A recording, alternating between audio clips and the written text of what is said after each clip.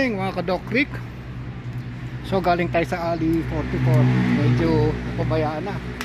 So ito raw ang bagong gawa, Ali 22. Dito yan along Maginhawa Street. So meron silang map dito, location map. Yan, mga food strip, Claret School, Social Weather, Immaculate, Holy Family, UP, Police District. So ito, iskinita po ito. Yan. Yan lang parang parke. Siguro dahil sa halos 5 araw yung ulan, napabayaan. Ito, meron silang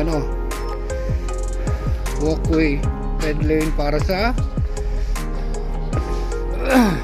visually impaired. So explain ko, pagpahaba tungkod nila, ibig sabihin go. Pag nakakita sila ng naramdaman nila yung polka dot, caution, stop yun. Yan. Okay, maganda naman. So yun lang, di natin makikita sa gabi. May mga lamppost.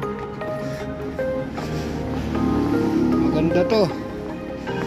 Sana panatiliin nila at gawin din sa mga ibang barangay para hindi tayo puro kalat, tapos puro halaman, puro green.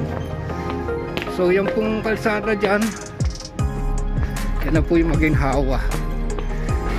Yan, medyo malumot. Okay, so ang lusot nito